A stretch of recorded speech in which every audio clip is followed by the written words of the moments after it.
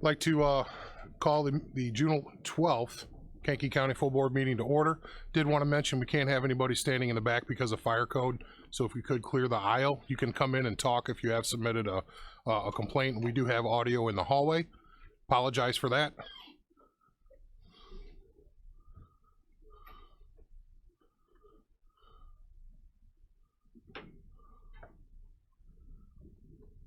Thank you. Today's invocation is from Steve Lear.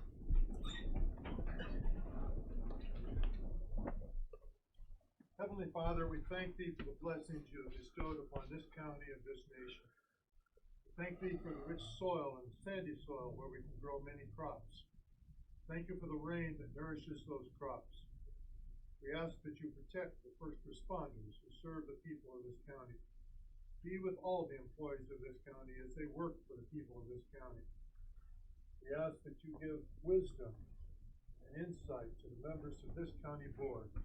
May their decisions be based on what is best for all the people of the county. Amen. Please join me in the Pledge of Allegiance. I pledge allegiance to the flag of the United States of America and to the republic for which it stands, one nation, under God, indivisible, with liberty and justice for all.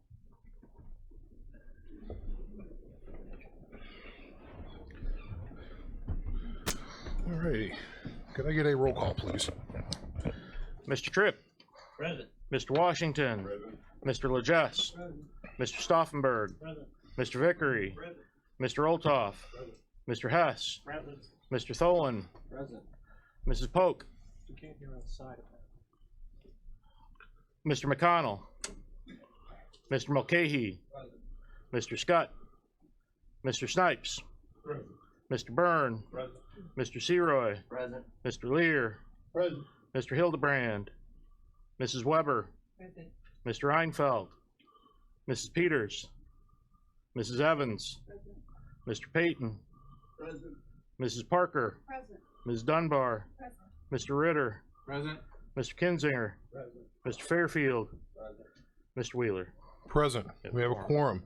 Mr. Vickery, could you do me a favor, please? I need to check and see if the speakers are working in the hallway. They're not working at all now? Okay. Jason? What about now? Can you hear in the hallway at this point? Testing. 1, 2. Checking the mic. Check. 1, 2. 1, 2. 1, 2. They're working now? Thank you. Alrighty, under public commentary, and it is 9:04. We have first Jim Wasser from St. Anne.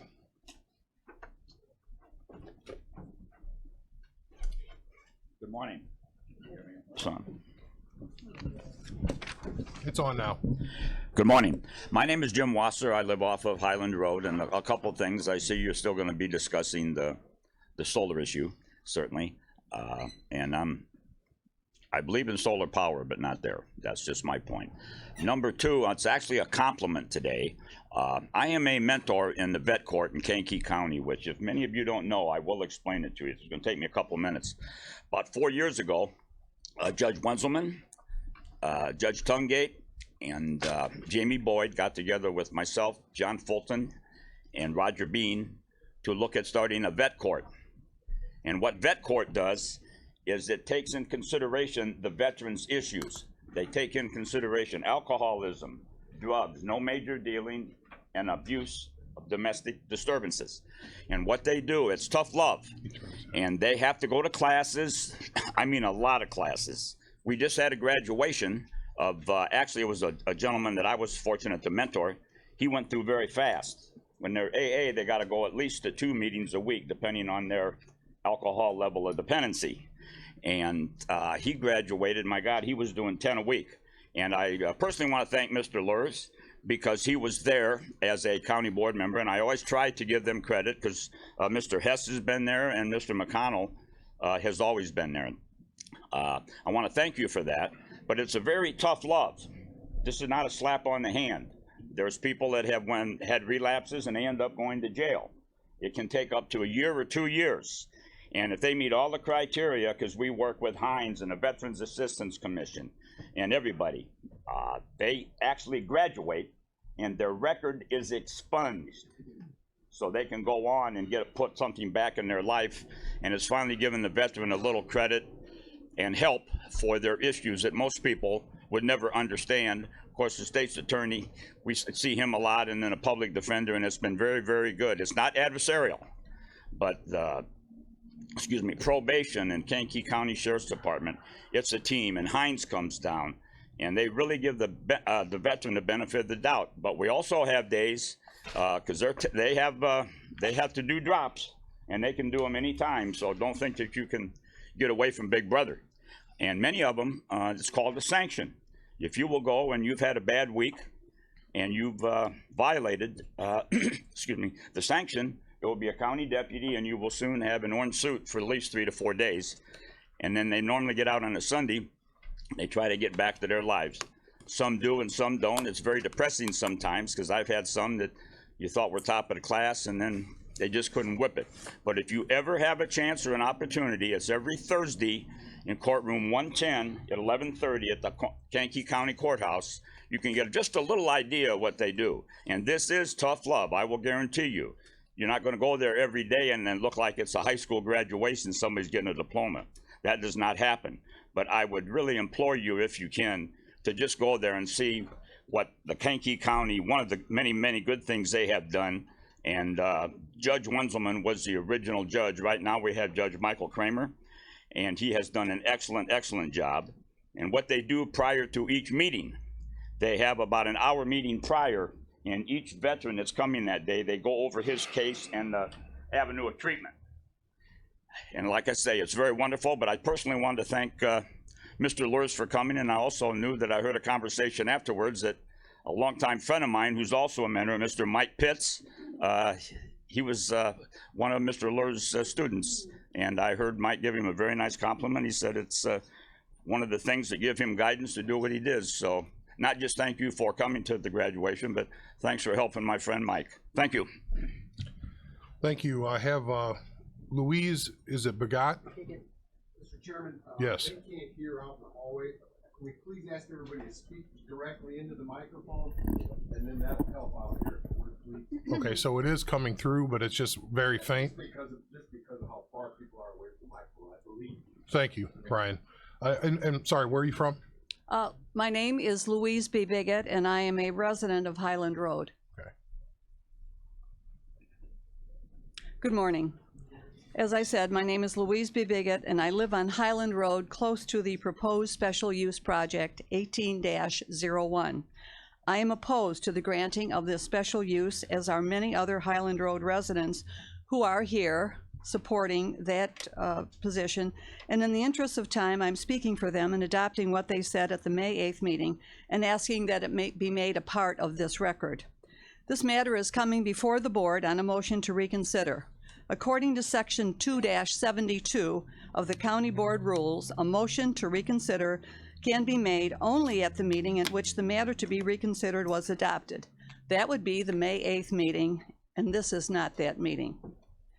The notice published on 2/17/18 did not contain the names and addresses of the actual owner and applicant, as they are business entities. That's in violation of 55 ILCS 5/5. The applicant in this case proposes to put an astounding 6,500 panels on 13 acres, or about 500 panels per acre. Toxic chemicals from these panels will leach into our well water supply. There were no findings of fact made by the appeals board as required by Kankakee County Code Section 127. The yes votes are unhappy with the result and want to change it. No one believes that Mr. Wheeler, after 6 years on the board, forgot to inform the board of their duties. The residents of Highland Road moved there for peace, tranquility, and beautiful scenery. We don't want to look at industrial waste, which is what the panels will become in time. There are many, many vacant industrial sites in Kankakee County which can be used for this purpose, as we all know. The residents of Highland Road are tired of being the target of every out-of-towner with a get-rich-quick scheme. There is no benefit to the Highland Road residents in this scheme. only to the applicant and the landowner. Please support your constituents and vote no on 18-01. Thank you. Kristen Tipple.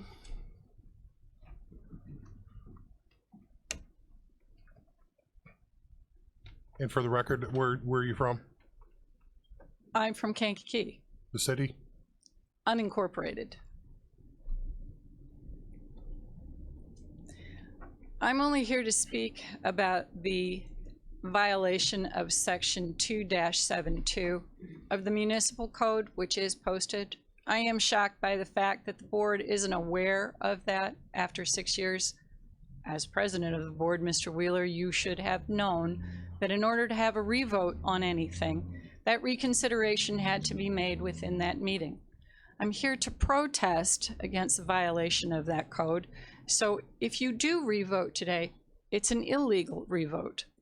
Thank you very much. Matt Burke from Hickory Hills.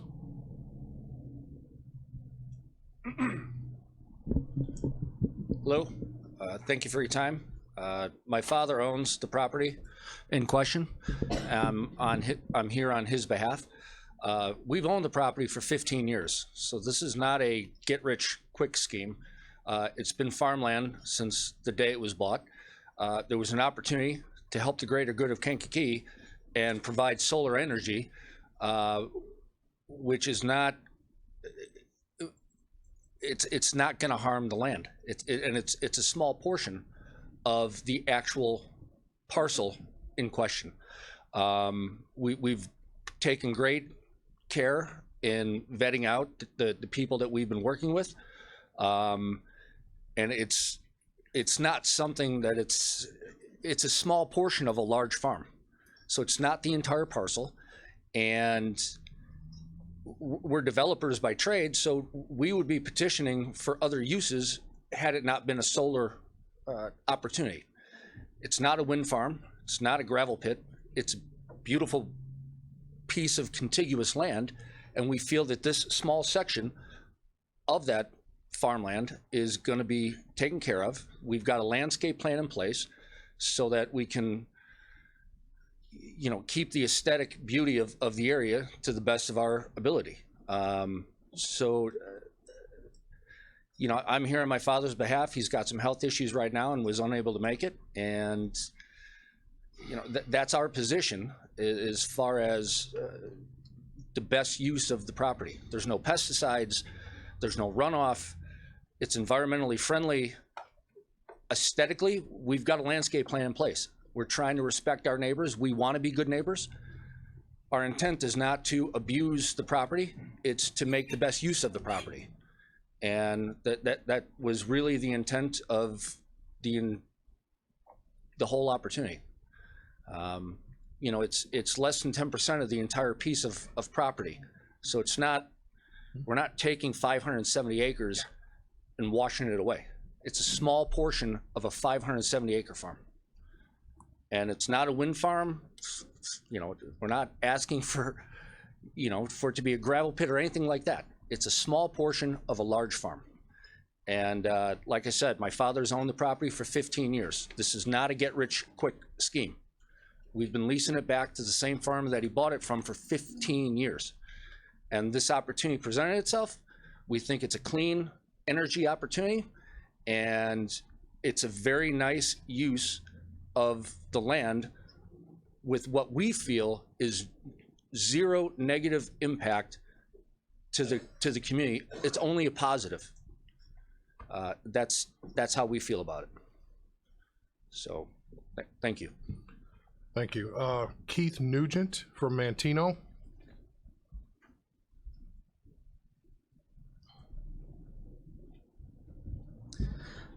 Good morning, Mr. Chairman, board members, guests. Thank you for allowing me the opportunity to speak before the board. My name is Keith Nugent. I live in Mantino, and I am one of the landowners of the property proposed to be developed into Staley Solar, brought to you today as ZBA case number 18-16. I support this development. As a result of owning property immediately adjacent to the Davis Creek substation, I have been contacted by no fewer than 7 companies proposing to develop energy on our property. We have been approached by companies wishing to develop everything from solar to wind to gas. In fact, I was initially approached by Exelon in 2016 to develop a natural gas energy generation station here, and we hesitated to accept this use for the property. I say these things to assure the board and our neighbors that our family has, at all points of negotiations, considered the short and long-term implications to the area. As a multi-generational farming family with several young adults and children continuing to call this home, it is extremely likely that our family will continue to farm in this area for the entirety of this lease period and resume farming it upon the end of the lease term.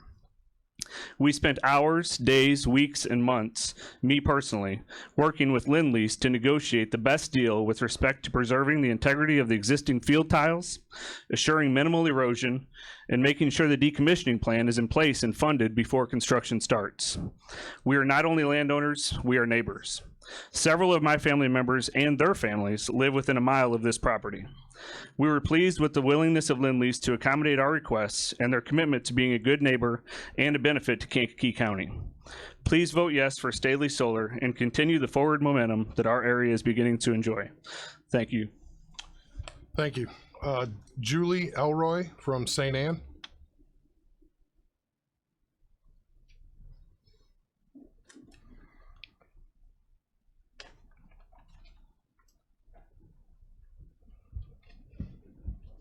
Study of visual impacts of utility-scale solar energy facilities by Environmental Science Division at Argonne National Laboratory, United States Department of the Interior National Park Service, and Bureau of Land Management.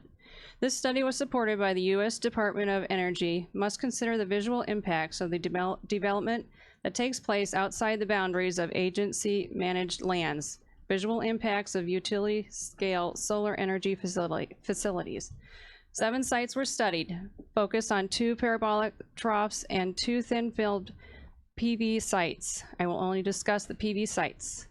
The PV sites laid out east to west facing south module surface were black. 2 were studied, Silver State Solar Project and Copper Mountain. They were observed and photographed from 1/10 of a mile to 22 miles. 3,000 photographs were taken during this project. PV facility sites were described as geometric shapes, shimmering and glittering strongly because of the reflection and refraction of sunlight. The inverters of the Copper Mountain facilities were distinguishable from 8 miles away.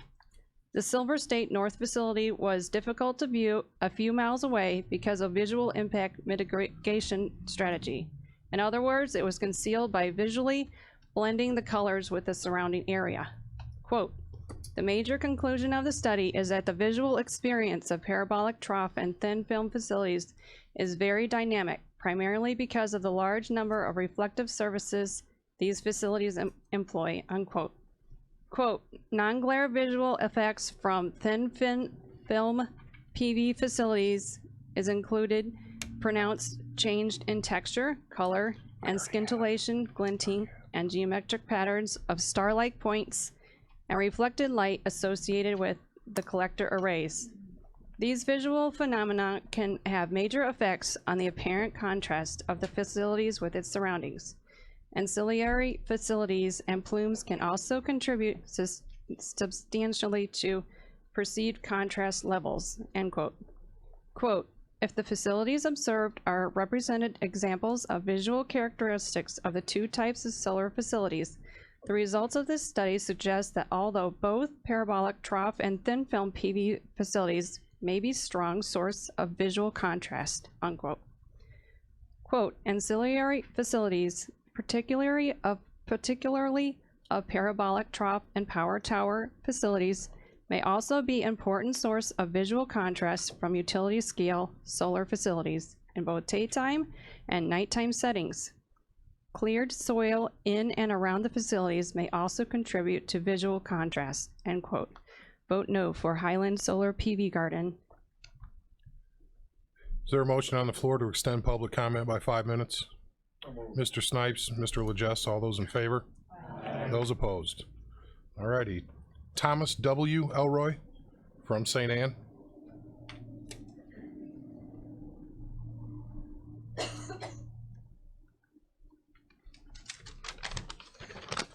I'm only going to be speaking about the solar farm on Highland Estates, or on the Highland Road, I mean. There's two studies that have been cited. The impact of PV installations on downwind particulate matter, published in June of 2017.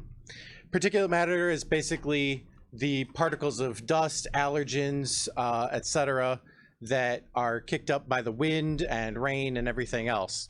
It's basically what causes your allergies and everything else. Those pollutants, the standards that were tested were by EPA standards for particulate size of 2.5 and 10 micrometers. 4 sites were observed over a period of 3 years. All 4 sites had wind shielding in place. 3 of the 4 sites showed overlap and were not statistically significant. The 4th site showed an increase of 5.7% of the smaller particulate and 2.6% of the larger particulate over the 24-hour ambient standards for safety by the EPA. All 4 sites showed increase, but one of them showed significant increase for the air health. The second study is the hydrologic response of solar farms that was published October 24th in 2011 in the Journal of Hydrologic Engineering. That study basically looked at that the solar panels themselves do not increase the amount of rain or runoff in the area. What it does do is it erodes the soil that is directly under the panels themselves at the edge. Basically what happens is there's a drip effect, much like what all of you probably see on the edge of your house with your gutters. Any rain that drops creates a little carving in the ground near where the drip occurs. That does increase because the velocity of the rain is stronger than, or the velocity of the runoff is stronger than the velocity of the rain, which hits over a much larger area. It gets concentrated by the solar panel itself to occur into a trough area.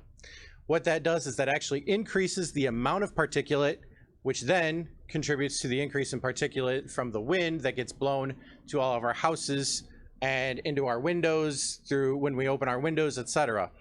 That study was done by the Department of Civil Engineering in Maryland, and like I said, was published in the Journal of Hydrologic Engineering. For those 2 reasons, I oppose the solar farm on the Highland Estate or the Highland Road location. Thank you. Chris Boland from Kankakee.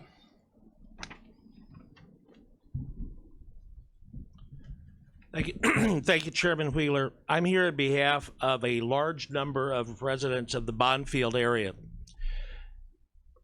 May 8th, you approved 2 solar farms for the Bonfield area.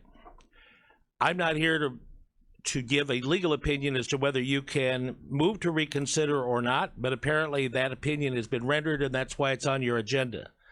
As far as those 2 plans, I would ask that you consider a motion to reconsider your decision on those plans. First, it was said, well, there were people here from St. Anne objecting, and that's why that one was turned down. At the same time, there were 30 people here from Bonfield objecting, and nobody acknowledged that. But more importantly, your Zoning Board of Appeals process, and I defer to Chairman Wheeler, he is exactly right when he says that's where the fact-finding process should occur. If you looked at the transcript of the Zoning Board of Appeals process, in those 2 cases, there were over 30 requests for continuance because there had been as small as 5-day notices for that hearing. How on earth do you expect your citizens to come forth with expert testimony, legal testimony, and response to months and months and years of planning by Cypress Creek when your Zoning Board of Appeals says, well, they're here and they came from out of town and therefore we're not going to continue this case? That's not due process. And that's where your fact-finding should occur. And if the residents are given 14 days by law or 5 days in reality of notice, there is no way they can respond to that information. Hire experts and proceed on. But the response of the ZBA and then the response of the PZA and the response of this board is, That's too bad. We're not interested, apparently, in what you have to say because we want to proceed on. We want these solar farms for their money, for whatever benefit they give to the county, and therefore we're going to proceed on. This is a legislative decision as a matter of law. The statute says a hearing on a zoning board of appeals is reviewed as on a special use permit is reviewed as a legislative decision. It's not a judicial decision. So I'm asking you to consider, in light of the large number of objectors, had they been allowed to object from Bonfield, and we have a petition that we will file with the clerk, a large number of objectors who wanted the chance to present their evidence. And then if there had been a decision, so be it. That's, you pay your nickel and you take your chance. But at least you ought to be able to take your chance. And that's what didn't occur in this case. And we're asking you to put it on for motion to reconsider if that is the legal process. Thank you. Michael Borkowski from Chicago. I'm Michael Borkowski. I'm the developer on the Highland Please speak into the microphone, please. Michael Borkowski. I'm the developer on the Highland project. Matt, who's the landowner, earlier talked about the land and how he sought out developers to put a community solar garden in there because he thought it was better use of that very unproductive land than anything else. And if anybody knows Highland this past year, the farmers in the area, that soil is not good. It has at least a score of 150 or below, whatever, you know, somewhere right around there. And they have been dumping ample amounts of manure on that land to make it more productive. So that's just a, you know, kind of a lead up into why that land needs to have something on it, and solar is better than anything else. And so why do I say that? Well, let me touch on a couple of things. Because, you know, unlike I appreciate some of the Bonfield folks and the continuances, and maybe that should have happened because ours did get continued. And we have had numerous meetings with our neighbors, and I want to commend those neighbors because as a result of those continuances, we made many changes to our project so that it would work with the neighbors. And I'm just going to go through a couple of those things and clarify a couple of those things because we're committing to these things as a part of the project, and the county should really consider these things in looking at the 30 some odd solar facilities. So a couple quick examples. So the couple people that got up before had talked about toxic chemicals in solar. And so one important thing to note is though toxic chemical is largely something called cadmium, okay? And that cadmium is toxic.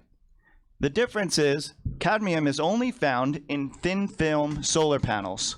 I apologize. This is public comment, not public presentation. I know, and I'm just clarifying. Okay, I so can't then allow it. I don't allow anybody else to do that. I'm okay. sorry. So we are making a pledge as part of our special use permit not to use thin film. It's only crystalline PV. It is not thin film. We've also met with the neighbors, and we got Snyder's nursery, local nursery, out to the site and said, hey, this is the soil conditions we have. Do your best. Come up with a landscape plan. What the neighbors said is they don't want to see it. And they came up with a landscape plan for us. It's a very expensive landscape plan, but it's something that we've gone through. We've shared the types of bushes and trees with the neighbors, and it will completely uncover, you know, and you know, shield the solar facility. We've also done things to, you know, for instance, agree to have a soil testing to make sure that there aren't anything that gets into the soil. We've also, somebody just mentioned something about particulates. I know that exact study. And the fact is that's on a fixed mount solar. These are all single access like this. So the drip line isn't always the same, and it's only one panel. It's not 5 panels high and super wide. Okay, it's one panel that goes back and forth very slowly throughout the course of the day. So unless it's raining at the exact same time, you're always going to have a different drip line. And that's why, you know, that isn't all that relevant of a comment to thin film. The other thing that we've committed to that, again, Kankakee should consider across the board, and this is a result of the neighbors, you know, constantly pushing and us taking the time to meet with them, is incorporating pollinator-friendly seed mix. Right? The other thing is, you see a lot of pictures of chain link fence. Ours is not going to have that chain link fence. So at the end of the day, we're going to be 13 acres on very unproductive land, okay? It is going to have a pollinator seed mix. It's going to have anti-reflective glare on the panels. Again, the glare that was mentioned earlier relates to thin film. It doesn't relate to crystalline. They're going to be singles. You're not going to have the drip lines. We're going to have the ground cover. It's going to be farm fencing around it, not chain link fencing, okay? And then we're going to have a, landscaping as done by local group Snyder's. The last thing is we've made a commitment and put inside of our plan that we are subjecting ourselves to a $500 fine to the extent that any of our shrubbery dies, right? So $500 a week fine, actually, let me say that, until it gets fixed. So we are working, and we are trying to create the best in class that every other solar facility in this county should be, ascribing to, as far as not having, thin film or, having a true landscape plan that's going to be protective of the neighbors and those types of things. So we'd like you to take those facts into consideration as you consider your motion to revote. Thank you. And thank you. That would be more relevant for if it does get put back up for a revote, because that is still to be determined. You can talk about those layers at that point. Got it. Okay. If it does make it back for a revote. Motion to accept the last two public comments. There's two more people. Motion to extend. Mr. Fairfield, Mr. Payton. All those in favor? And by the way, for 5 minutes, those opposed? All right. Extended. Sophia Menegou.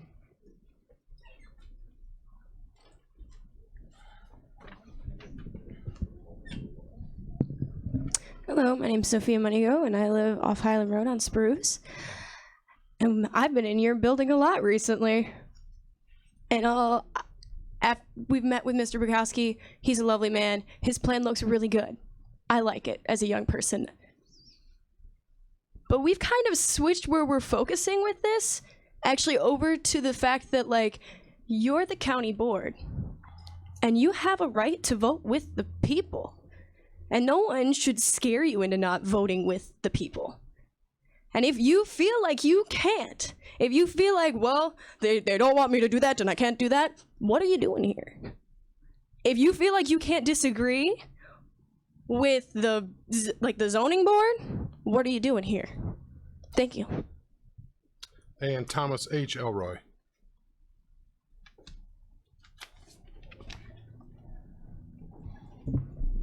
My name is Thomas H. Elroy. I lived on Fern Street off Highland Road. On speaking about solar farms in general, one of the concerns that I have with things is the fact that nobody knows exactly what these results are.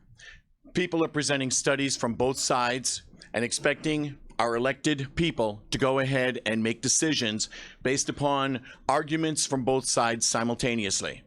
Some of the comments and things that have been made are extremely pertinent, and it should be up to this board to go ahead and research some of these types of things in more depth.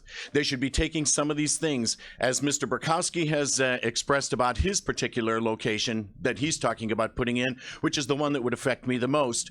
Some of the things that are great concerns he is trying to address them with the people by putting them into his proposal.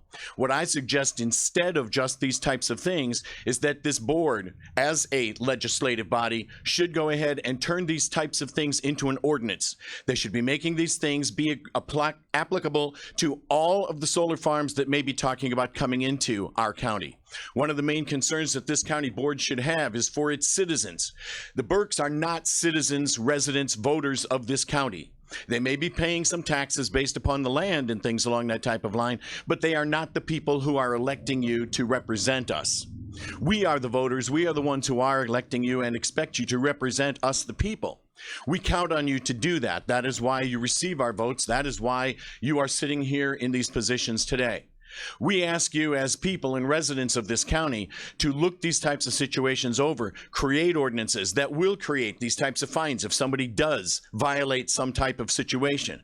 We ask you to say not just these things, but that the things should be protected so that our views of the surrounding countryside that we moved into in order to be able to obtain a better quality of life for ourselves, that these things are taken care of for us, that these things are watched out, that you as our representatives can make sure that these things happen for us.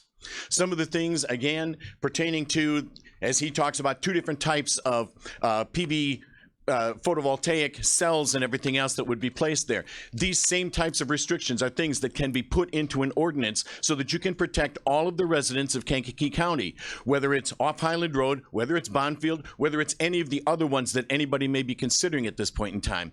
I suggest strongly that you table any of these types of votes until you have more research, until you have an ordinance in place that you can go ahead and make sure that if somebody comes in and does these things, there would be soil studies, there would be water studies that would be taken on a regular basis by these properties to make sure that we, the residents, do not suffer from it.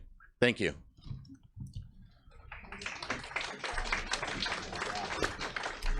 Moving on to communications, I have 3 letters that came into the planning department. They're supportive letters, but they are improper for us. I have to notify the board that we received these.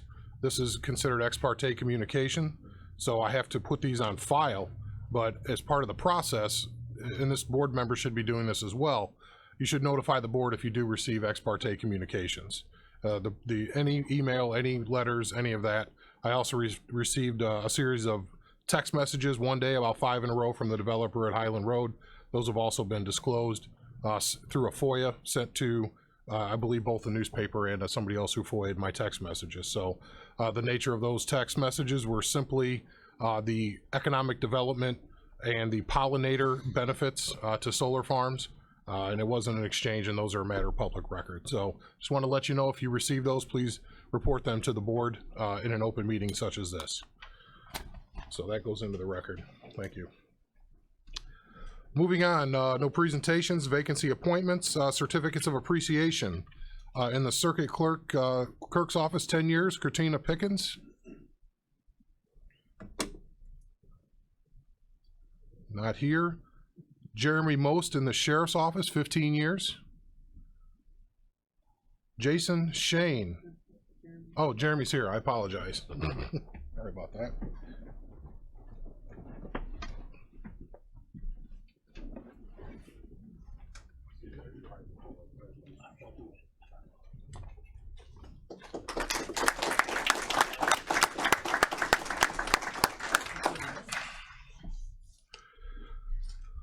Jason Shane in Information Systems, 15 years.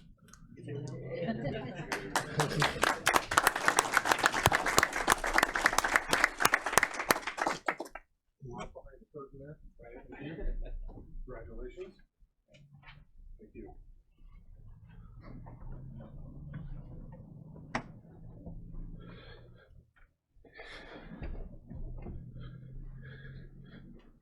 In the sheriff's office, Barbara Dyer, 20 years.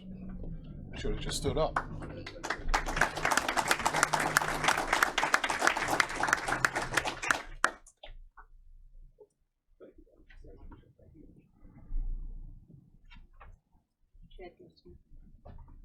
Chad Gessner in the sheriff's office, 20 years. Is he here today? And Christy Marcotte, 30 years at the health department. Nope. Okay. Thank you all for your service at the county. The minutes of the last meeting, May 8th, have been distributed, 2018. A motion to approve. Mr. Tripp, Mrs. Parker, all those in favor? Aye. Those opposed? Motion carries. Claims Committee. Mr. Chairman and members of the County Board, your Committee on County Claims would beg leave to report they have examined the following claims presented and recommend payment. The clerk is hereby authorized and directed to issue orders to the several claimants payable out of the funds as follows. The Highway Fund, $410,320.16. All other funds, $530,260.51, for a total for the month of April 2018 of $940,580.67. From the General Fund, $820,036.95. All other funds, $2,965,235.19, for a total of the month of April 2018, $3,785,272.14. Alrighty, and did we get a motion in a second? I apologize. A motion to approve. Mr. Olthoff, second. Mr. Byrne, that's a roll call vote, please. Mr. Tripp. Aye. Mr. Washington. Aye. Mr. Legess. Mr. Stauffenberg. Mr. Vickery. Mr. Olthoff. Mr. Hess. Mr. Tholen. Mr. Mulcahy. Mr. Snipes. Mr. Byrne. Mr. Seroy. Mr. Lear. Aye. Mrs. Weber. Aye. Mrs. Evans. Aye. Mr. Payton. Aye. Mrs. Parker. Aye. Ms. Dunbar. Mr. Ritter. Aye. Mr. Kinzinger. Mr. Fairfield. Mr. Wheeler. Aye, motion carries. Under department reports, I need a motion to combine and accept the reports. Mr. Seroy, Ms. Dunbar, could you read these into the record, please? Absolutely. To the Honorable County Board of Kankakee County, County Collector's Monthly Report for April 30, 2018. Total cash and investments, $6,066,580.89. County Treasurer's Monthly Report for April 2018. Total checking accounts cash, $6,685,952.47. General fund deficit balance of $5,084,382.19. Circuit Clerk Cash Book for April 2018. Total disbursed, $453,003.37. Recorder's Monthly Report for April 2018. Disbursement fees paid to the Treasurer, $119,771.82. County Clerk's Report for April 2018. Total of $36,616.24. Animal Control for April 2018. Total fees of $43,390. In IPTIP Building Fund, $211.19. And total animals handled, 57. Monthly Building Report for April 2018. Total permits of 70. Fees of $27,250. Total extra fees of $2,475 for a grand total of $29,725. And the monthly resolution list for June 2018, total of the county, $1,932. We have a motion and a second. All those in favor? Aye. Those opposed? Motion carries. This time I would entertain a motion to amend the agenda to move old business up. Mr. Seroy, second. Mrs. Parker, all those in favor of the amending the agenda? Aye. You have a question? I have a point of parliamentary procedure. Mr. Chairman, we had before us a motion to reconsider. I object to the motion before the board because a motion to reconsider has to happen during the same meeting. We have a motion and a second on the floor to amend the agenda. Your motion is out of order at this time. It's parliamentary procedure, so that means I should be able to be heard out. It's not relevant to this discussion. It is relevant if that's the point of a parliamentary procedure.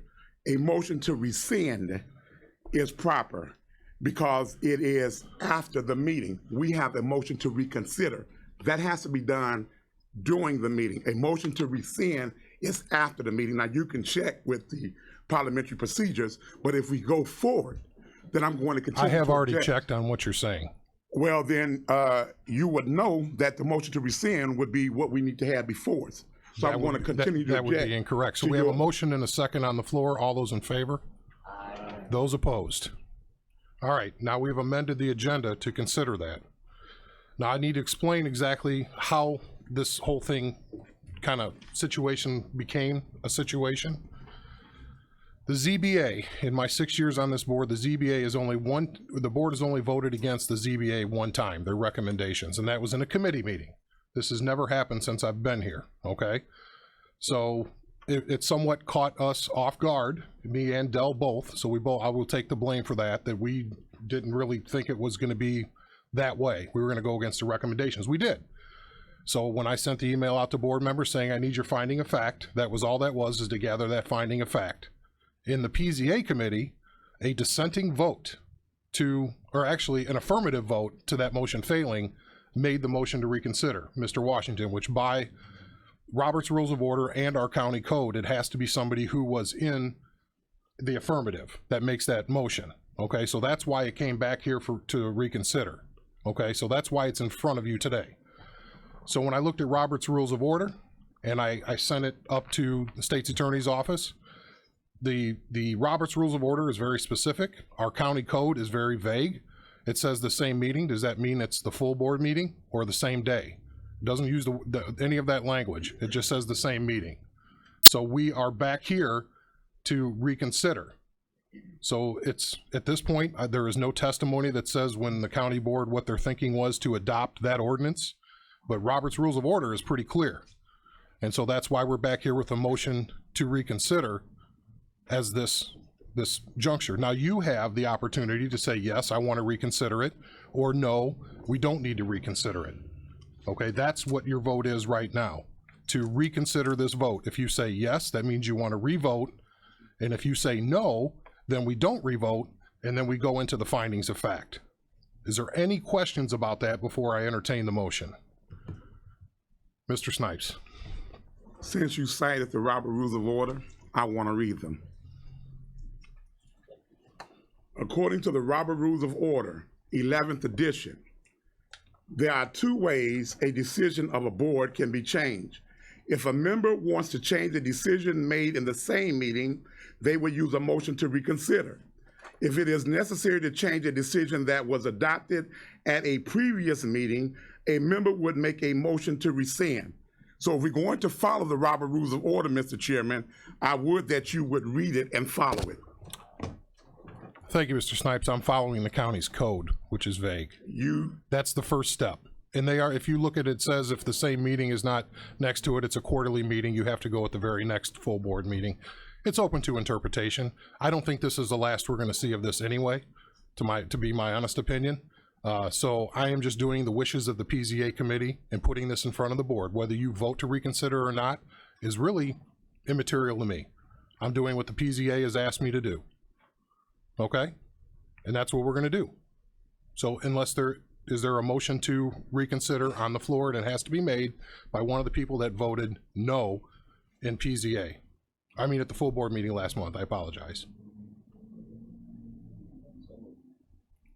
So you're voting motion to reconsider. I'll make a motion to reconsider. So Mr. Siroy, a second. Mr. Washington. Okay. Now we'll do this as a roll call vote. Mr. Siroy voted against it at the full board last Yes, he did. Okay. Yeah, I have the list here of who voted against. Right. He voted nay, which was the motion was denied. So we have a motion and a second. We'll do it as a roll call vote to see if we are going to reconsider that vote. This is not the vote. This is to reconsider. Mr. Legess. Just to clarify, if you vote no, the decision we made at the last meeting will stand? Exactly. Oh.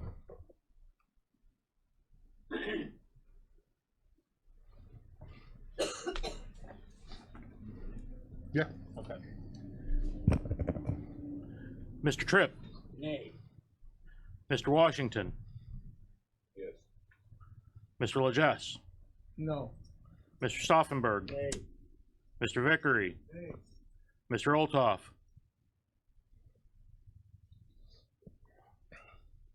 Voting on your motion. Yes. Mr. Hess. Yes. Mr. Tholen. No. Mr. Mulcahy. Nay. Mr. Snipes. Nay. Mr. Byrne. Yes. Mr. Seroy. Nay. Mr. Lear. Nay. Mrs. Weber. Nay. Mrs. Evans. Mr. Payton. Nay. Mrs. Parker. Nay. Ms. Dunbar. Nay. Mr. Ritter. Nay. Mr. Kinzinger. Nay. Mr. Fairfield. Nay. Mr. Wheeler. Nay.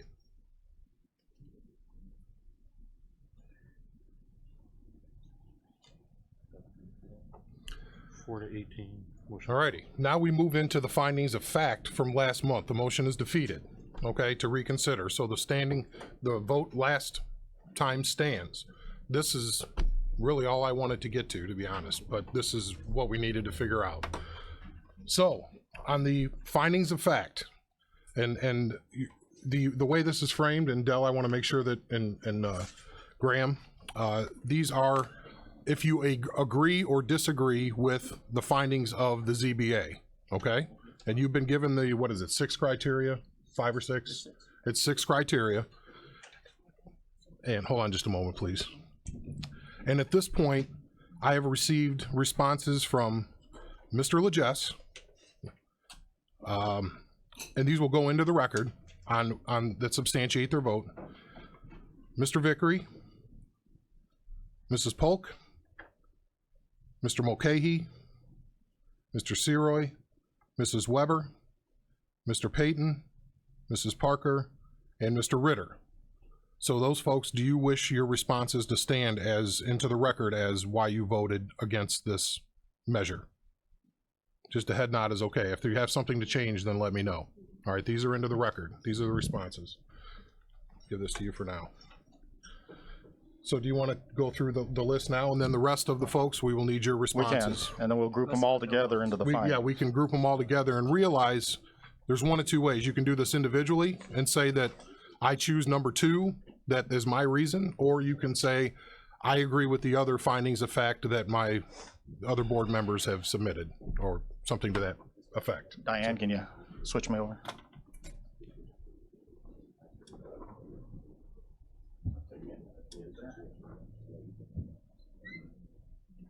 What's the line? This isn't. I had this set up to be last, sorry. Last time.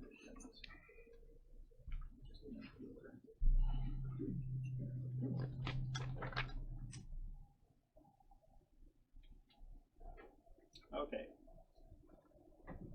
Finding of fact number 1, that the establishment, maintenance, or operation of the special use will not be detrimental to or endanger the public health, safety, morals, comfort, or general welfare. Did you want me to go over the zoning board's answers as well?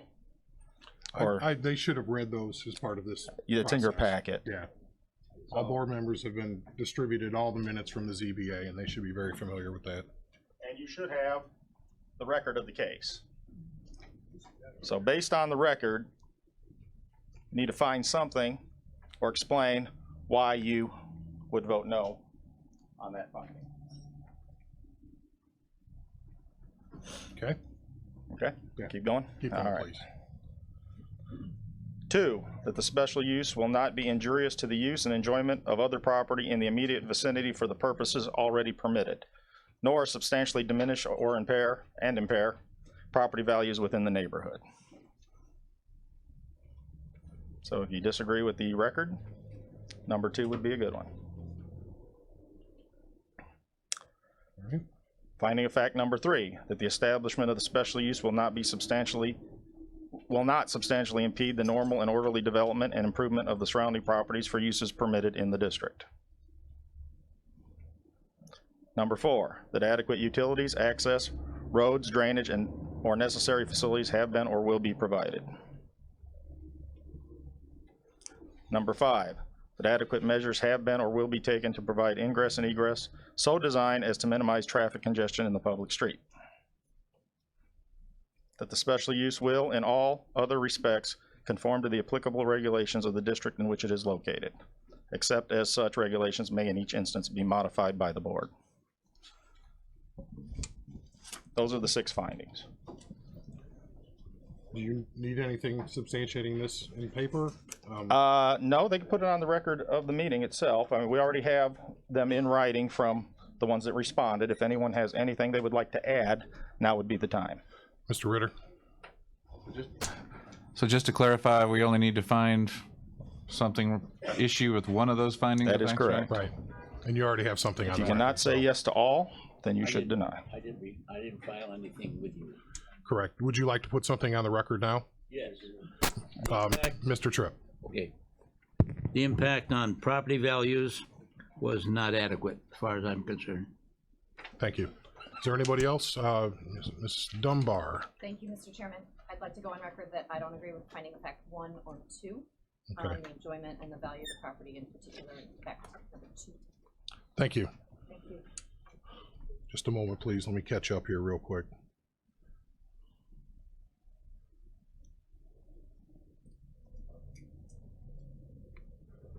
Is anyone else? Ms. Parker, hold on just a moment. You're I'm out of on place. number 10 now. Yes, you are. I moved, I'm sorry. After doing some research, I found insufficient evidence presented to prove their claim that this would not impair residents' property value in this particular area. Thank you. Mr. Stauffenberg, and you are number 9. No, excuse me, 12. I'd like to go on record for fact number 1 and 2. Okay. Thank you, sir. Anyone else? Miss Evans. I would like to Mrs. go Evans, on record against number 1 and 2 as well. Okay.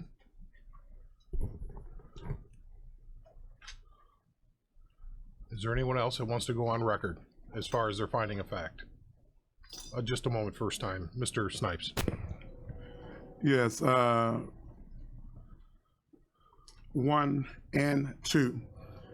There's a Latin term, utere tuo ut alienum non laedius. And that just simply says whatever affects the peace, good order, morals, and health of the community. And so therefore, that is my standing. All right. Anyone else that would like to go on record? Ms. Parker, second time. Number 1, the concern of the government for the health, peace, morality, and safety of its citizens is our basic goal. We as a government unit should put our residents first. Andy, if I may. Yes, just a moment, please. You're on. Ms. Parker, you mentioned in your first comments that you based your decision on some research. Is that research of the file as presented to this county board, or are you talking about independent research? Okay, that would be ex parte communications. Did you look through the file and? Yes, I did. Okay. We're good. Anyone else? Okay, we're done. Thank you. Moving on to the consent agenda. Is there anything we need to remove, Mr. Snipes?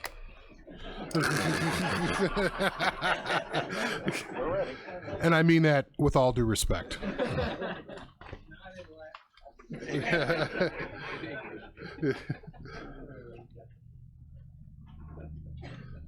Or anyone else. No objections today? All right. Second time, anything to remove? Motion to combine and approve the consent agenda. Mr. Ritter, Mr. Tholen, you're out of place. I'm sorry, you just threw me there. Almost called you Mrs. Parker, sorry. No offense. If we could read those into the lengthy record, please. Resolution and ordinance for the establishment of an altered speed zone for all the internal streets of Vaughndale Meadows subdivision and Limestone Road District. Declaration and disposal of surplus and unwanted equipment for the Kankakee County Clerk. Polling place change, Rockville Precinct 1 from Rockville Township Garage to People's Church. Resolution for the selection of judges of election. Consolidated Roma Precincts 2 and 3, Norton Precincts 1 and 2, and Bourbonnais Precincts 4 and 9 for the 2018 general election as well as subsequent elections. Reappointment of Randy Myers to the Bourbonnais Fire Protection District Board. Reappointment of Patrick Kerner to the Cabery Area Fire Protection District Board. Reappointment of Dennis Martin to the Grant Park Fire Protection District Board. Reappointment of David Horn to the Greater Momence Fire Protection District Board. Reappointment of Mose Arsenault Jr. to the Kankakee Township Fire Protection District Board. Reappointment of Lyle Kaufman to the Limestone Fire Protection District Board. Reappointment of David Peters to the Manteno Community Fire Protection District Board. Reappointment of Paul Kroll to the Pilot Township Fire Protection District Board. Reappointment of Kathleen Curl to the Reddick Community Fire Protection District. Reappointment of Crystal Sheridan to the Reddick Community Fire Protection District. Reappointment of Dennis Bonvalet to the St. Anne Fire Protection District Board. Reappointment of Charlene Parr to the Kankakee River Valley Forest Preserve District Board. Reappointment of John Jerica, MD, to the Kankakee County Board of Health. Reappointment of David Hinderleiter to the Metro Board of Directors. Reappointment of Bob Bedell to the Kankakee County Board of Examiners and Appeals. Amending the fee schedule for small claims cases. Adoption of an updated financial policy and procedure. ZBA case 1816, special use permit 121-99.c.34, solar farm in the A1 Agriculture District, sections 25 and 36, Rockville Township, Staley Solar, LLC. ZBA case 1817, special use permit, section 121-99.c.34, solar farm in the A1 Agriculture District, section 35, Rockville Township, Kankakee Solar 1 LLC.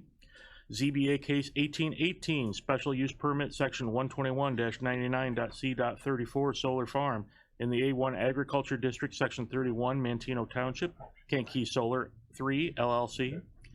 ZBA case 1823, special use permit, section 121-99.c.34, solar farm in the A1 Agriculture District, section 31, Mantino Township, Kankakee Solar 3B LLC. ZBA case 18-19, rezoning from C2 General Commercial District to R1 Single Family Residential District in section 26 of Pembroke Township. ZBA case 18-20, rezoning from A1 Agriculture District to I2 General Industrial District in section 06 of Janier Township. ZBA case 18-21, special use permit, section 121-99.c.34, solar farm in the A1 Agriculture District, section 34, St. Anne Township, SVCSG St. Anne 1 LLC. You know, the mic wasn't on for the first 5 of those. Could you repeat?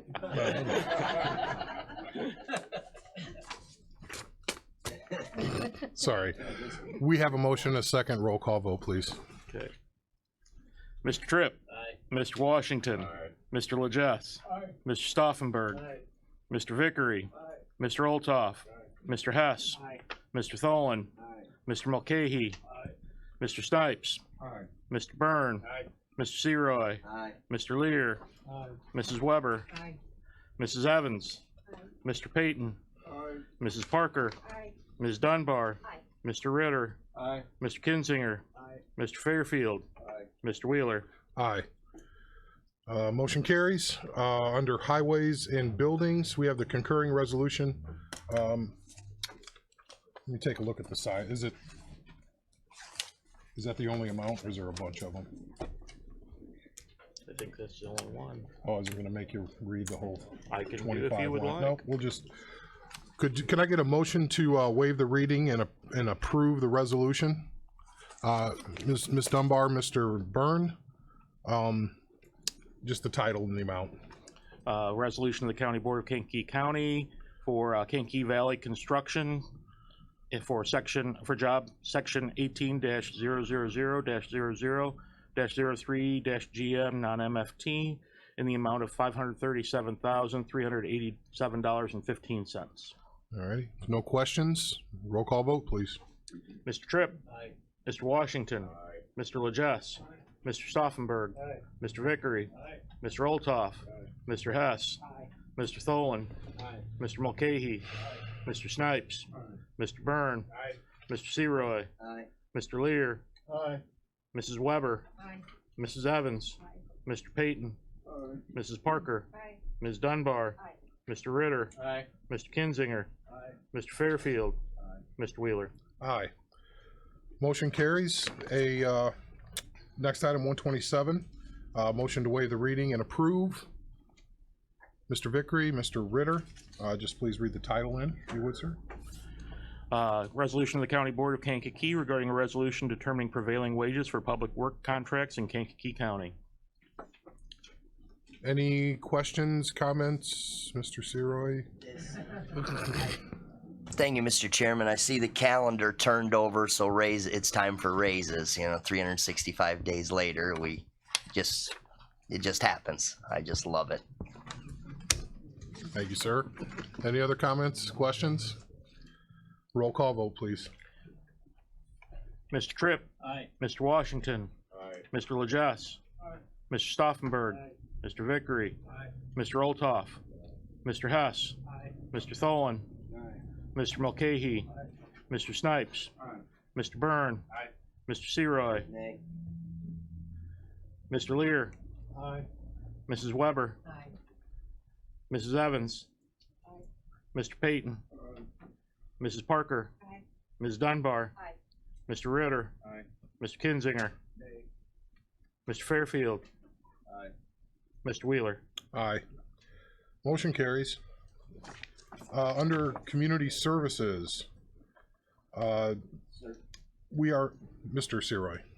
Thank you, Mr. Chairman. I'd like to ask for an amendment to the resolution 28 to exclude precincts 14 and 15, but include 10 and 13. Resolution 120. Or 120, yeah, 128, I'm sorry. 128 to exclude 14 and 15, but keep in 10 and 13. All Mr. right. Henderson can talk about the situation if you would like. Yeah, we do have to have the motion Okay. first, but then we'll. So I would like to make that motion. You make the main motion to Yes. accept, okay? And so we have a motion to accept 128 as it is, Mr. Tripp, and then a second, Mrs. Parker, and then. And I'll make a motion to amend. You're making your motion to amend to strike 14 and 15 out of there. Yes. Is there a second to that motion to amend? Mrs. Evans? All those in favor of the amendment? Aye. Those opposed? Oh, yeah, oh, I'm sorry, I apologize. I just thought everybody wanted to go. understand why we're striking it. I'd like to hear Mr. Henderson. Please, please, yeah. Good morning. I've had some conversations with some residents over in the Marycrest, the 7th Ward area, which would be the area where those precincts are located. And they had some concerns about consolidating those precincts. So in light of their concerns, that's why I asked to have this stricken. It's something that we can revisit a year from now. So, And I apologize. I thought we've been talking about it. I not in all circles, so I apologize for that. I'm usually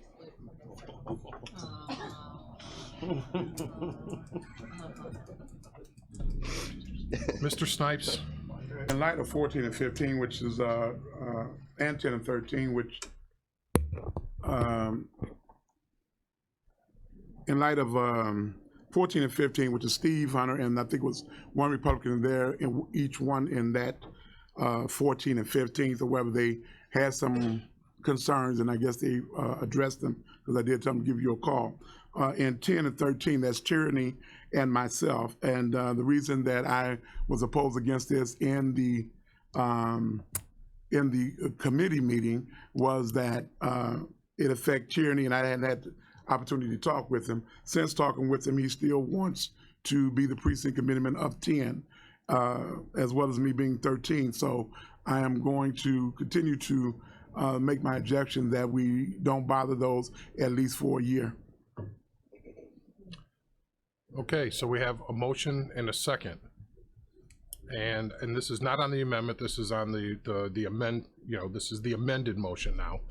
We haven't voted on the amendment yet. Oh, okay, this is on the amendment. Thank you for that. Nice save. So all those in favor of the amendment? Aye. Those opposed to the amendment? Okay, so that carries. Now the motion as is amended, consolidating Kankakee precincts 10 and 13 for the 2018 general election as well as subsequent elections. We have a motion and a second on that. Is there any more discussion on that? Yeah. First time discussion, anyone? Well, this is the first time on this, because we did the amendment on that. Is there anyone else? Mr. Snipes? Yes, 10 and 13 again involves District 18. That's my district. Tyranny is the precinct committeeman over 10, and then I am over 13. At this time, there is no real reason for us to have to consolidate that. We are already consolidated 2 to get into 13. To consolidate 10, I'm saying I am, because it is my district and because he's expressed interest to continue to serve as precinct committeemans, and we need as many what I consider to be public service in Kankakee County as possible, I am voting no, and wish that this board vote nay in the same process as both individuals are active in that area, and I see no reason to consolidate it at this time. I do have a question for Mr. Henderson. What was the thought process as it went through community service, and maybe Mr. Seroy can speak to that for these consolidations? For this one, this specific one. At the May community services meeting, and actually previous to that, under the request of the chairman to examine potential areas for reconsolidation, we did look at the number of people that vote at each polling place. and Kankakee precincts 10 and 13 were among those that could be consolidated. Several factors were in there as far as, size of the polling place, being able to get election judges. And we did converse with the election judges at 10 and 13. The judges are extremely in favor of consolidating. They said that the unit that has worked, and we've combined those judges for the past 2 elections, that they work well together. Don't see any reason why they would not continue to work well together.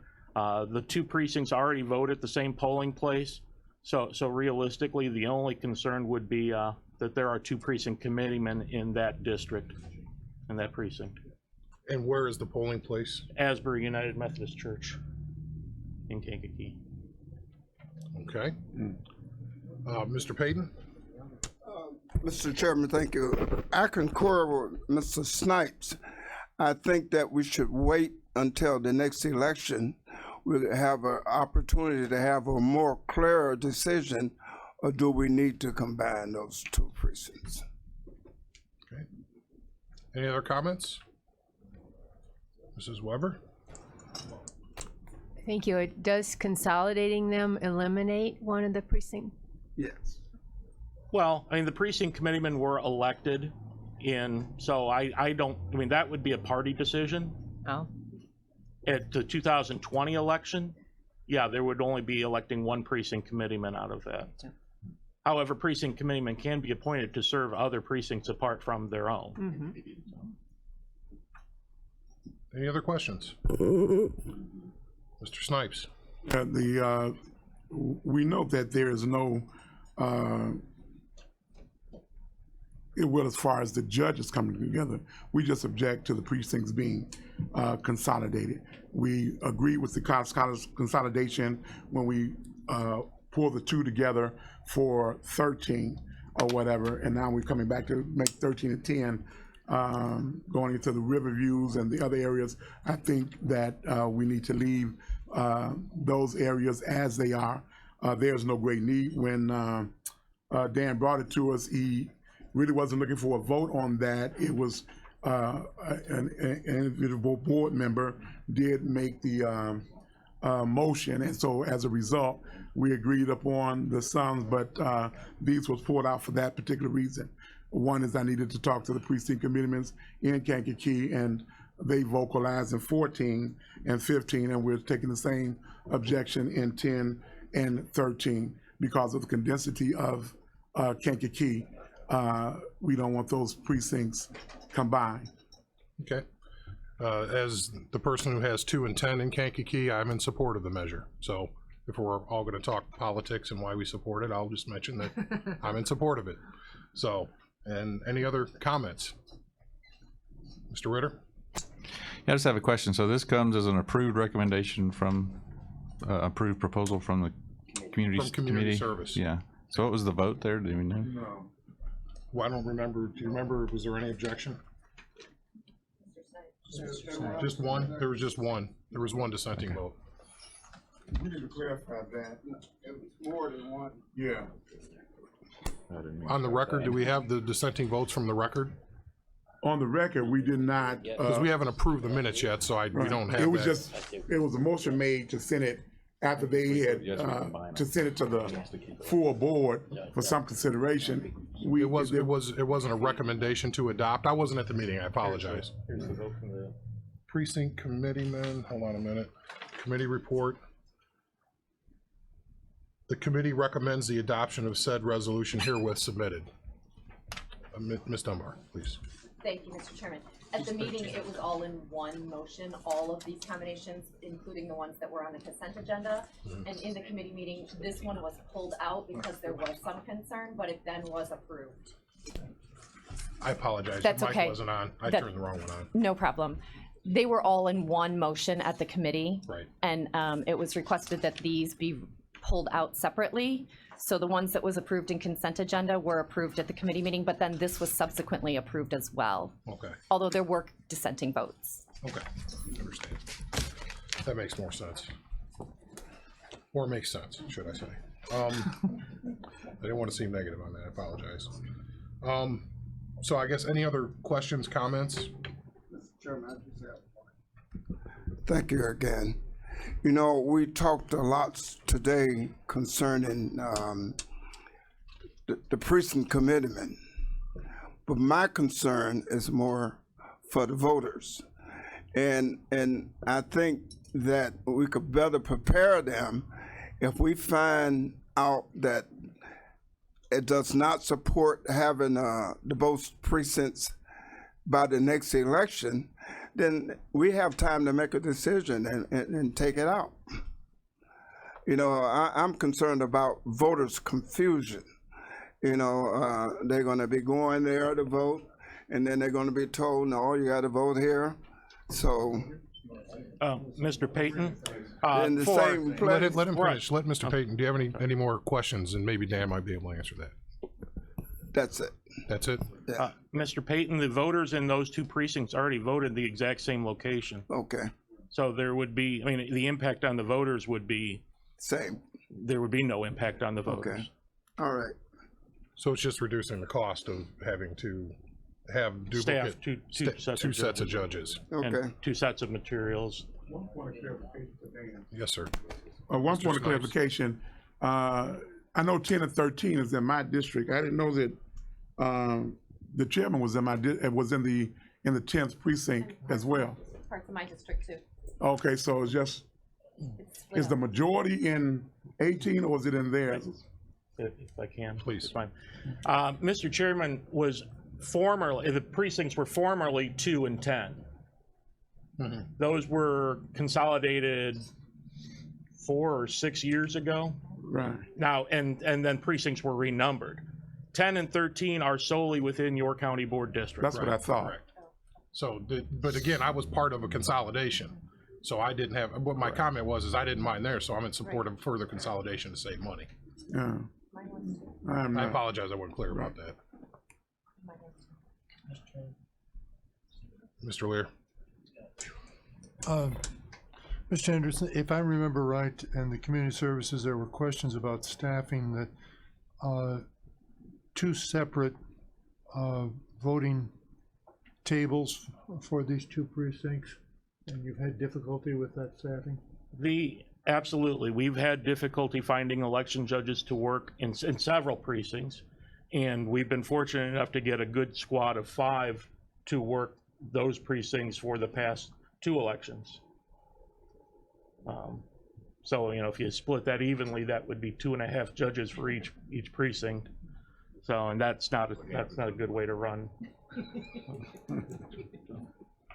Anything else? Mr. Washington? Just a comment. I've been observing these judges for many years, and the population is aging fast. And it's difficult to get younger people more involved with the judging process. I prevail on all of the members of this board to try and find more judges to carry out this most important process that we have. Thank you. Mrs. Dunbar. Can we just call the question? Thank you. Is there no more questions, right? Okay, I'm not telling you not to if you do, please. Should call the question. So we have a motion and a second. All those in favor, roll call.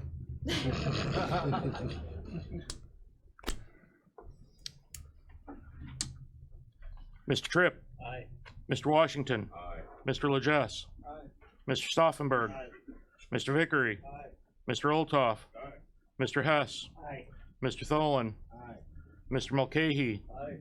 Mr. Snipes. Aye. Mr. Byrne. Aye. Mr. Seroy. Aye. Mr. Lear. Aye. Mrs. Weber. Aye. Mrs. Evans. Aye. Mr. Payton. Aye. Mrs. Parker. Aye. Ms. Dunbar. Aye. Mr. Ritter. Aye. Mr. Kinzinger. Aye. Mr. Fairfield. Aye. Mr. Wheeler. Aye. Motion carries. Alrighty, moving on to executive committee.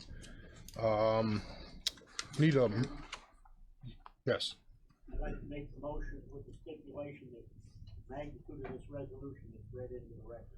If it's entirety? Okay. We have a motion to approve with the reading of the entire resolution into the record. Mr. Olthoff is the second. If you could, sir. Resolution of the County Board of Kankakee County, Illinois, authorizing the county board chairman to sign an intergovernmental agreement for the use of River Valley Juvenile Detention Center. Whereas the Illinois Intergovernmental Cooperation Act 5 ILCS 220/3 provides that any power or powers, privileges, functions, or authority exercised or which may be exercised by a public agency of this state may be exercised, combined, transferred, and enjoyed jointly with any other public agency of this state. And whereas Kankakee County and Will County entered into an intergovernmental agreement in 1996 to construct and operate the River Valley Juvenile Justice Center. And whereas this agreement allowed for Kankakee County to be bought out of its 25% ownership interest in the River Valley Juvenile Justice Center. And whereas Kankakee County and Will County both agree that the previous intergovernmental agreement no longer serves the best interests of either county. And whereas the chairman of the county board, state's attorney, director of probation and court services, and the finance director have negotiated with their counterparts in Will County and recommend the attached intergovernmental agreement. And whereas the counties have agreed that the total buyout will be $5.5 million, $1 million in cash. Will County will release Kankakee all liabilities accrued up to and including April 30th, 2018, and the remaining $2.5 million shall be a credit for future detention services. And whereas at the regular executive committee meeting of May 23rd, 2018, after review, discussion, and consideration, recommends that the county board chairman be authorized to sign the attached intergovernmental agreement for River Valley Juvenile Detention Center. Now therefore be it resolved by the Kankakee County Board that the county board chairman is authorized to sign the attached intergovernmental agreement for River Valley Juvenile Detention Center. Alrighty, we have a motion and a second. This has been a long process. This was I started negotiating this, I want to say in March last year, Tom, is that when it began? And it finally came together right before the year close out. So it definitely impacts 17 as finance and executive have seen. If anybody has any questions about this process, the details, I'd be happy to answer it. I've kind of lived it for a year and a half or so. Mr. Snipes. In the committee, I looked at, because I had it for the first time, for first glance, I had some objections and kind of agree with the majority that there was should be a financial savings, but I kind of cautioned that because of the spur of crime that's happening and what had occurred back when I was on the board when we was paying $90,000 a month or better to house juveniles. And I do know that the law is lax in some areas to get them on bracelets and some other things. And so I was reserved as to really coming right out of the deal, but then dealing with the cash strappedness of Kankakee.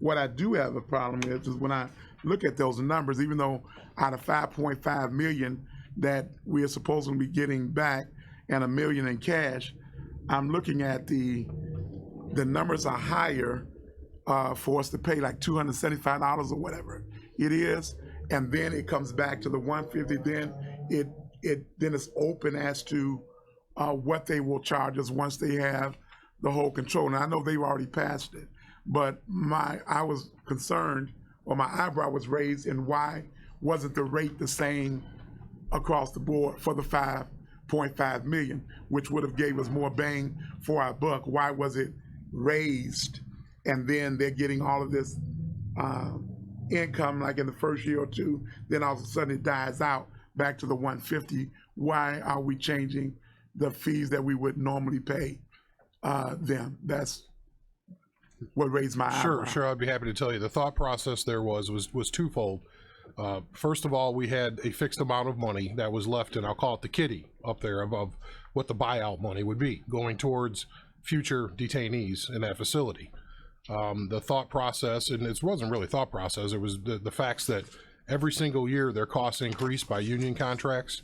And so it was a way for me to lock in a rate, and that included everything, and Tom can speak to this, from the probation standpoint, who's really in charge of the maintenance of this program, was to lock in that rate for full services, psychiatric, education.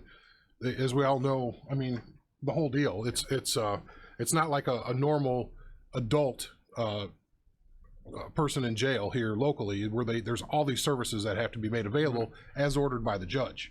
And so for the next few years, it allows for their cost increase. Right now, their daily rate is $140 a day. And that includes no services. That's what they charge paying customers off the street. So what we agreed to is make it $150 at the end, or whatever their daily rate is for no services. And that's for that final year. Then we renegotiate at that point. So this isn't going past that final year. It was so we had the predictability as when the money ran out, if you will, in the kitty, then we have an established rate that is on the books for basic services, because we all don't know what is the criminal justice as far as juveniles is going to look like in 5 years. I mean, that's a really big open-ended question. But what we did know is whatever it looks like, this agreement cost us about roughly half of what we were paying. All things, because that's what we would have been paying for the next however many years. So the $200 and something includes the mental health service and everything else that they have to do or whatever, right. And we don't know what that cost is going to be after, and we're gonna hope that our crime rate stays at par. We don't or know, less. We don't know if the judges are going to be ordering those services. This is all determined by what the judges order too. We also had to consider, we don't know what the age of a minor is going to be going forward. It could still be the same. It could be up to 21 like they're talking about, which presents all kinds of problems. There's a lot of unknowns, but those unknowns exist if this agreement did exist or did not. So we made the decision to predict our costs for the next 4.5 years now, rather than know we're going to be paying twice what we could under this agreement. And I hope that makes sense. It was a way to basically use liquidity in a facility. We're not going to have to pay for the next 4 some years, which is addition by subtraction in our future budgets while we crawl out of that hole. One thing I caution the board is be ready when we do have to start paying. So that's been a reminder on the calendar for the administration calendar is that the year's budget before is make sure you allocate for juvenile detention. Does that make sense? Because we have to, those years, once we're out of the hole, we have to make sure that we're able to fund that properly and not go to 6 month in arrears again. So I hope that answers it completely. I just want to make sure that we're saving $5.5 million, and down the line we're gonna pay $10 million. That's what I don't want to happen, because that's why we got into it in the first place. Right. Mr. Vickery. Thank you, Mr. Chairman, and kudos to you and your team for your hard work on this. This is a real impact on our budget in the next 4 or 5 years. So thank you very much from this board member. Thank you. Any other? I'll say the same thing. Thank you for your hard work, Mr. Chairman, and getting this deal done. When we got in the financial shape that we were in, it was, we got to cut something or sell something. And we finally sold something. So thank you, Mr. Chairman. Thank you. Okay. Crazy Andy's prices. Everything must go. Jeez. So no, it was a lot of work, and it wasn't just me. It was Tom Latham was with me the whole way. Steve McCarty was crunching the numbers. As I mentioned, this elegant document you see in front of you was crafted by Graham over here. So I like putting him on the spot like that. Really do, don't you? Yes, Mr. Snipes. Yeah, my overall purpose, I know we use the word no-brainer, whatever, but I always say I want to make sure this is that this deal is not a bitter pill for the taxpayers to swallow down the road. So that's my only reservation in this. Or whether I'd rather have it and not need it than to need it and don't have it. Call the question. Thank you. Question has been called. We have a motion and a second. Roll call vote, please.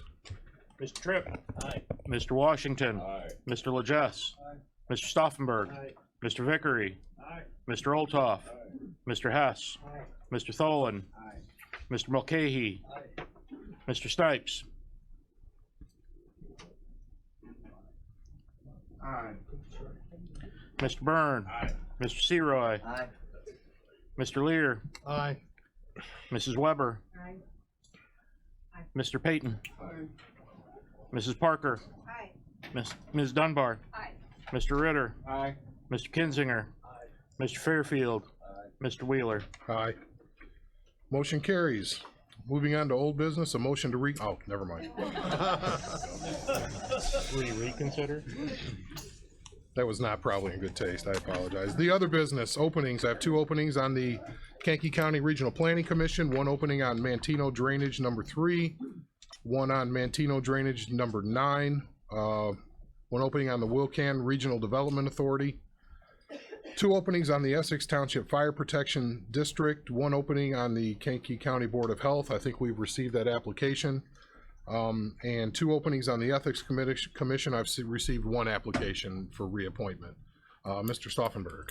Thank you, Chairman. I just wanted to make a comment. I kind of wanted to make it after a consent agenda vote, but just because we changed all the zoning of these for these solar farms doesn't mean they are totally approved. They got a lot of hoops to jump through, and I appreciate Delbert's explanation of that a few weeks ago, of all the hoops they got to jump through, because some of these may never get placed. You know, they do have to jump through a lot of hoops. There's people concerned, the drainage district people are concerned in their areas, and they're gonna have a say about how all this gets approved, so I just wanted to make that point. Thank you, that's a good point, and because it comes up from time to time, and the approval that says it's an appropriate spot is the first part. If it doesn't pass engineering muster, then it never happens. Or if they don't get the energy credits, it doesn't happen. Or if they get the credits and they say, I'm gonna do these instead of those. I mean, and then I'm going for the engineering. So it's really not, just because it passes here doesn't mean it's gonna happen. It means it moves on to the engineering phase where drainage, as you said, drainage districts and they have to pay for the engineering to have this done. Everything's mitigated. So it's not us doing it, it's an independent third-party engineering firm. So, Mr. Snipes? I guess it's a kind of point to consider.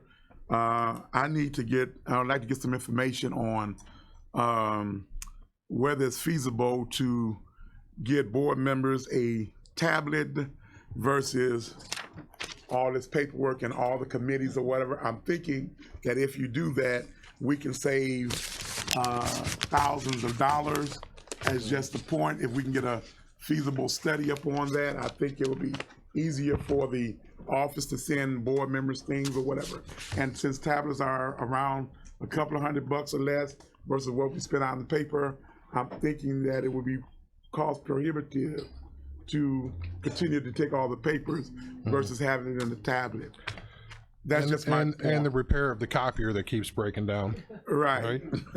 Actually, I agree with you, and it sounds like you just volunteered to chair a subcommittee on the subject. Is there a second?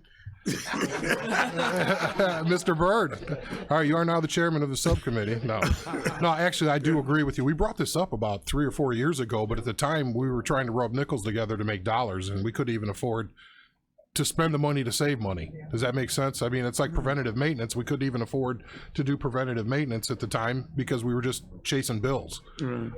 So once we crawl, I'd say the first couple of months of 19, we may actually be, it's looking like we might have some cash, if you will. I think it's worthwhile to look at it. I absolutely agree with you. You know, and the county would buy the first one. It remains with the seat, if you will, not the member. And then if it's broken, it's on you to buy another one. Right. Yeah, exactly. And it's foyable. Right. Yeah. So no Candy Crush in here. Right. So no, it's a good idea. Any other? I'm sorry. You got them ready? If you don't need one, we don't have to buy you one.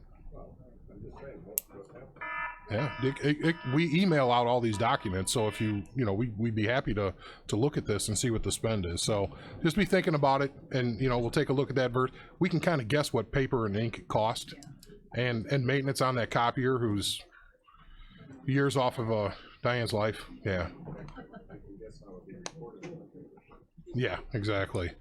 Mr. Legess, do you have something that's needed to be said? I just have a very important issue I'd like to adjourn. I have a motion to adjourn. Mr. Olthoff, second. Mr. Mulcahy has been forsaken. All those in favor? Those opposed. Have a good day.